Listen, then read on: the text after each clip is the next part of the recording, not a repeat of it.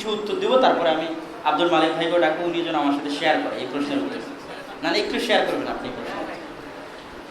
আমি যেটা উত্তর দেবো সেটা যে আমি এই থিওরির কঠোর বিরোধী। সেটা কি? যে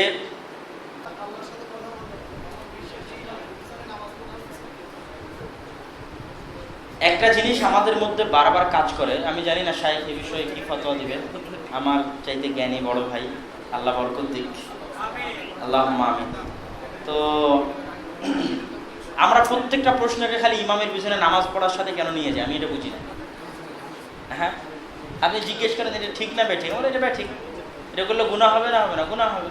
ব্যাস, প্রত্যেকটা প্রশ্নকে আমরা শুধু ইমামের পিছনে নামাজের সাথে নিয়ে যাই। ভাই অমুক এটা করলো আর পিছনে নামাজ হবে, অমুক এটা করলো আর পিছনে নামাজ হবে, অমুক এটা করলো আর পিছনে নামাজ হবে।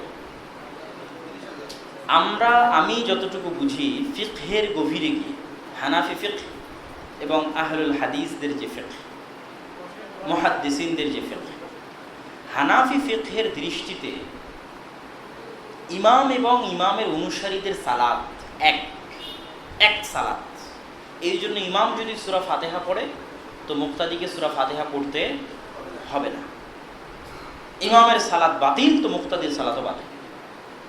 আর আহলুল হাদিস বা মুহাদ্দিসদের দৃষ্টিতে ইমামের সালাত, আমার আপনার সালাত, আমার আপনার সালাত। তাহলে ইমামের পিছনে কেন? অনুসরণের জন্য, সালাতের সিস্টেমটা ঠিক রাখার জন্য, ইমামকে অনুসরণ করার জন্য। ইমাম যদি বিনা উজুতে ইমাম যদি সালাত আদায় করে, আপনি কি ধরতে পারবেন? হ্যাঁ, উনি যদি ফরজ গোসল না করে এসব সালাত আদায় করে, আপনি ধরতে পারবেন? ধরতে পারবেন। তাহলে এখন যদি ইমাম ফরজ গোসল আর উজু না করে এসে সালাত আদায় করায়, আর আপনারা সালাত আদায় করেন, তো ইমামের সালাত তো 100% হয়, তা আপনাদেরকে হবে না? হয়ে যাবে ইনশাআল্লাহ। এবার বলি, ইমামের ক্ষেত্রে অবশ্যই আতকা, আকরা, আসান, কোরআন ভালো পড়তে পারে, জ্ঞানী, আলাম, কোরআন এবং হাদিসের জ্ঞান রাখে, কোরআনের জ্ঞান রাখে, বয়স্ক, পরহেজগার, এইরকম মানুষের খুঁজতে হবে। এটা আল্লাহ রাসূল বলে দিয়েছে ইমামের গুনাহ।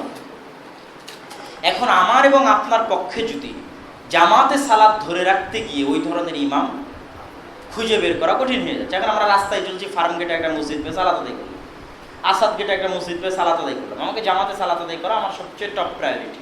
আমার কাছে, আমার দৃষ্টিতে জামাত আগে, আমি যেটা বুঝি আর কি, জামাতে সালাত আদায় হচ্ছে সবার আগে, এটা আমার বুঝ। অন্য কারোর সাথে নাও মিলতে পারে, হয়তো আমার আব্বুর সাথেও না মিলতে পারে এই জায়গায়, কারণ আব্বুর কাছে টপ প্রায়োরিটি হচ্ছে আউয়াল ওয়াক্তে সালাত আদায় করা, ঠিক আছে? আর আমার কাছে টপ প্রায়োরিটি হচ্ছে জামাতে সালাত আদায় করা। তো এখানে আরেকটা কথা বলি, যে অনেকেই বলবে যে আব্দুল্লাহ হচ্ছে তার বাপের মুকাল্লিদ, এখানে তো কিন্তু তাকলিদ করলাম না, তার মানে ওই কথাটা ভুয়া কথা। তো আমি সবচেয়ে প্রায়োরিটি দিই জামাতে সালাত আদায়, যে জামাতে সালাত আদায়। এখন জামাতে সালাত আদায় করতে গিয়ে যদি এরকম মুসল্লি না খুঁজে পাওয়া যায়, তাহলে স্বাভাবিকভাবে যেই মসজিদে কবর নাই, যেই মসজিদে কি নাই? কবর নাই। আর যেই মসজিদের ইমাম একদম প্রকাশ্য কোনো কুফরি, কাফের হয়ে গেছে, কাদিয়ানি, শিয়া, বুঝতে পারেননি, কাদিয়ানিদের মসজিদ, শিয়াদের মসজিদ, আর মসজিদের মধ্যে কবর আছে, এরকম মসজিদ, এরকম যদি কোনো মসজিদ না হয়, তাহলে তাৎক্ষণিকভাবে সালাত আদায় করে নেওয়া যায়। আমার সালাত হয়ে যাবে, তার সালাত যদি নাও হয়। কিন্তু স্থায়ীভাবে সালাত আদায় করার জন্য আমরা যে সমস্ত মসজিদে থাকবো, আশেপাশে চেষ্টা করতে হবে ভালো ইমামকে দায়িত্বে নিয়ে আসার।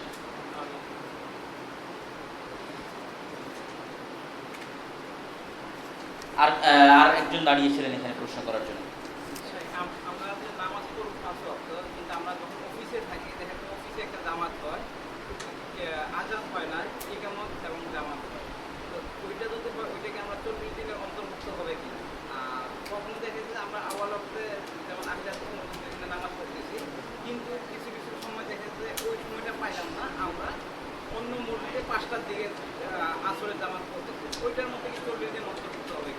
আশা করি অন্তর্ভুক্ত হবে ইনশাআল্লাহ, ইনশাআল্লাহ, আল্লাহ বলছে।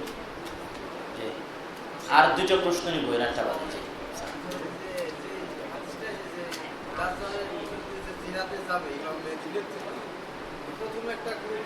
একটা গুরুত্বপূর্ণ প্রশ্ন আসছে, একটু প্রশ্নের উত্তরটা শুনে যান। হ্যাঁ,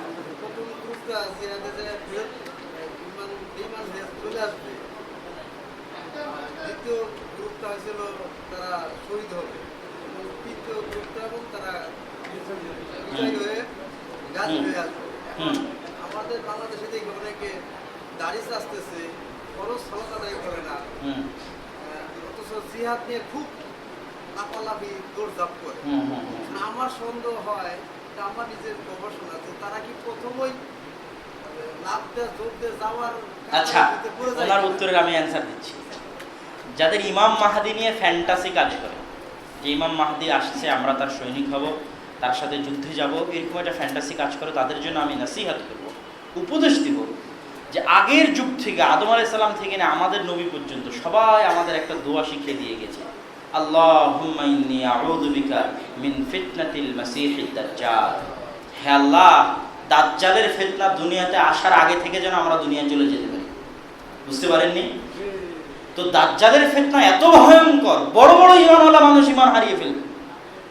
এই জন্য প্রত্যেক নবী দাজ্জালের ফিতনার ভয় দেখিয়ে দোয়া করতে বলেছে যে তোমরা আল্লাহর কাছে দোয়া করো, আল্লাহ যেন তোমাদেরকে কিসের ফিতনা থেকে বাঁচায়? দাজ্জালের ফিতনা। এখন ইমাম মাহাদির ফ্যান্টাসিতে আপনি তো দাজ্জালের ফিতনায় পড়ার জন্য পাগল হয়ে আছেন, অথচ সব নবী রাসূল বলে গেল দাজ্জালের ফিতনা থেকে বাঁচো, আর আপনি দাজ্জালের ফিতনায় যাওয়ার জন্য পাগল হয়ে আছেন। কে আপনাকে এটা শিখালো? আপনি দাজ্জালের ফিতনায় পড়ে কাফের হয়ে যেতে পারেন। খুব ভয়ঙ্কর, খুবই আশঙ্কা আছে। ওই পরীক্ষায় নিজের ঈমানকে ফেলিয়েন না। সবাই দোয়া করেন আল্লাহ যেন আমাদেরকে দাজ্জালের ফিতনা আসার আগেই আমরা যেন দুনিয়া থেকে চলে যেতে পারি। আল্লাহ, আমার প্রয়োজন নাই তো, আমি সালাত, কোরআন আর ঈমান নিয়ে গেলে তো আল্লাহ আমাকে জান্নাতে দিয়ে দিবে। দিবে না?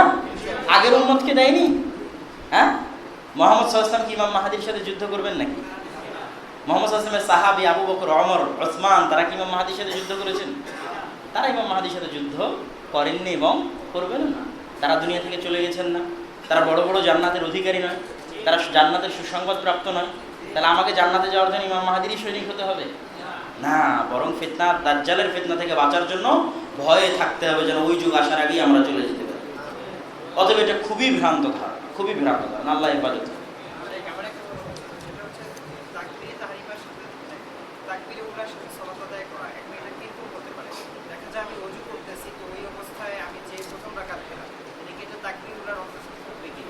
তাকবীর উলা মানে আল্লাহু আকবার, যেটা বলে ইমাম প্রথম যে তাকবীরটা দেয়, এই তাকবীর ধরতে হবে। ওই তখন আপনাকে অ্যাটেন্ড থাকতে হবে মসজিদে। আর ইমাম আল্লাহু আকবার বলা শেষ সূরা ফাতিহা শুরু করেছে, আপনি যে অ্যাটেন্ড হয়ে গেছেন, তাকবীরে তারিমা মিস হয়ে গেছে। ওটাই তো শয়তান আপনাকে দেরি করাই দিয়েছে, শয়তান আপনাকে দেরি করিয়ে দিয়েছে, আপনি মিস করে ফেলেছেন। শেষ প্রশ্ন, শেষ প্রশ্ন, আর হবে না ভাইজান, বসতে পার্সোনালি শুনবো আপনার। মক্কা এবং মদিনা, যেটাকে বলা হয় ইসলামের প্রাণকেন্দ্র, সেখানে তারাবি শুনেছি, আমি দেখিনি, শুনেছি সেখানে তারাবি 20 রাকাত করা হয়। সেখানে যদি তারাবি 20 রাকাত করা হয়, কেন করা হয়? আচ্ছা, আমি এই প্রশ্নের কিছু উত্তর দেবো, তারপরে আমি আব্দুল মালিক ভাইকে ডাকবো, উনি যেন আমার সাথে শেয়ার করে এই প্রশ্নের উত্তর। না, একটু শেয়ার করবেন আপনি প্রশ্ন। আমি যেটা উত্তর দেবো সেটা হচ্ছে, আমি এই থিওরির কঠোর বিরোধী। সেটা কি? যে মদিনার আমল, ইমাম মালিক দাবি করেছিলেন মদিনার আমল, আমালু আহলিল মাদিনা ওয়া আলাইহি আমালু আহলিল মাদিনা, মুওয়াত্তা মালিকে বহু জায়গায় আছে। তখন সব বড় বড় ইমামেরা, ইমাম মিসরের ইমাম ছিলেন লাইস বিন সাআদ আল মিসরি, উনি এর বিরোধিতা করে চিঠি লিখেছেন। আরও বড় বড় ইমামেরা, যে মদিনার আমল বলে দুনিয়াতে কিছু নাই, কোরআন এবং হাদিসে কি আছে এটা দেখতে হবে। সেই কালে ইমাম মালিকের যুগে, আজকের যুগে আমার এবং আপনার কনসেপ্ট ক্লিয়ার থাকতে হবে। আজ থেকে 100 বছর আগে মক্কা মদিনায় তুরস্কের হাজারো লাখো বেদাত করেছে। তো তখন যদি ওরা বলতো মক্কা মদিনায় আমল হচ্ছে, তুমিও করো, তখন কই যেতেন আপনি? হ্যাঁ, অতএব এই থিওরিটাই ভুল। আহলে হাদিসের মাথায় এই থিওরি দিল কে? আজ থেকে 50 বছর পরে, 100 বছর পরে এখানে যে বেদাত শিরক হবে না, এর কোনো গ্যারেন্টি আছে? কোনো গ্যারেন্টি নেই। হতেও পারে। আমরা দোয়া করি আল্লাহ যেন এটাকে তাওহীদের উপরে কায়েম রাখে, আল্লাহুম্মা। কিন্তু আমাদের আকীদা সাফ থাকতে হবে যে আমরা মানব কি? কোরআন এবং সহিহ হাদিস। নির্দিষ্ট এলাকার আমল, নির্দিষ্ট দেশের আমল, নির্দিষ্ট মাদ্রাসার আমল, নির্দিষ্ট মাযহাবের আমল, নির্দিষ্ট শায়েখ, নির্দিষ্ট মাওলানা, নির্দিষ্ট মুফতির আমল, সব কিছুর ঊর্ধ্বে হচ্ছে কোরআন এবং হাদিস। অতএব এই প্রশ্নের কোনো ভ্যালু নাই, ভ্যালিড নয় এই প্রশ্ন আইনগত দিক থেকে, মানে কোর্ট পিটিশন খারিজ, বুঝলেন? আইনগত দিক থেকে এটা ভ্যালিড নয় যে আপনি বললেন যে মক্কা মদিনা হয় আপনি কেন করছেন না, আইনগত দিক থেকে এর কোনো ভ্যালু নেই শরীয়তের দৃষ্টি। কিন্তু কেন মক্কা মদিনায় আসলে 20 রাকাত হয় কিনা, হলে কিভাবে হয়, এটা আমি ডিটেলস বলার জন্য সাহিত্যিক অনুরোধ করব। মাশাআল্লাহ, আমার বন্ধু আব্দুল্লাহ চমৎকার উত্তর দিয়েছেন।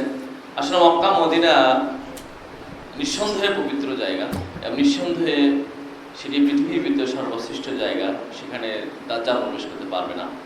তা আসলে সেই স্থান কিন্তু আসলে দলিল নয়। দেখুন, একটি আমি ঐতিহাসিক কিছু বিবরণ দিই। মসজিদে নববীর পাশে রাসূলুল্লাহ সাল্লাল্লাহু আলাইহি সাল্লামের ঘর, মা আয়েশা সিদ্দিকা রাদিয়াল্লাহু তাআলা আনহা হুজরাত, সেখানেই রাসূলুল্লাহ সাল্লাল্লাহু আলাইহি সাল্লামের কবর। এই যে বর্তমানে আমরা গম্বুজ দেখতে পাচ্ছি, এই গম্বুজ তো মদিনায় আছে নাকি?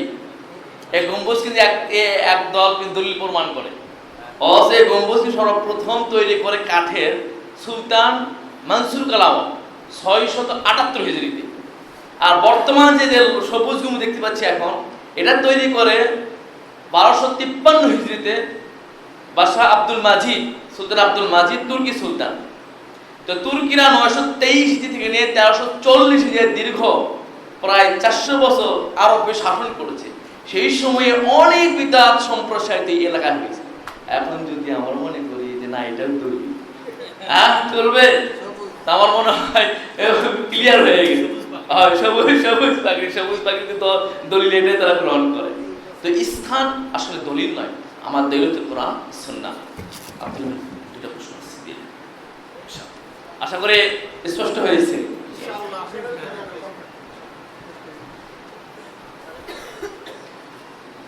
আমি যেহেতু ইবাদত করি, তাই বন্ধু এবং অন্যদের ইবাদত করতে বলি, তারা না করলে আমি একটু কড়া কথা বলবো, এটা কি অহংকার হবে? ইবনুল কাইয়িম রাহিমাহুল্লাহ তার বইয়ের মধ্যে লিখছেন যে অনেক ফাসিক বান্দা আছে যারা পাপ করে জান্নাতে চলে যাবে, আর অনেক পরহেজগার তাকওয়াবান বান্দা আছে যারা ইবাদত করে জাহান্নামে চলে যাবে। কেন? ওই যে বান্দা যে পাপ করেছে, পাপ করার কারণে ওর অন্তরের মধ্যে যে ছোট বোধ, মানে আল্লাহর সামনে ছোট বোধ তৈরি হয়েছে, ইতস্তবোধ তৈরি হয়েছে, লজ্জাবোধ তৈরি হয়েছে, যে আফসোস তৈরি হয়েছে ওর অন্তরে, এই আফসোস, এই ইতস্ত, এই লজ্জাবোধের কারণে আল্লাহর সামনে কাঁদে, আল্লাহ আমি এই পাপ করেছি, আমাকে মাফ করি।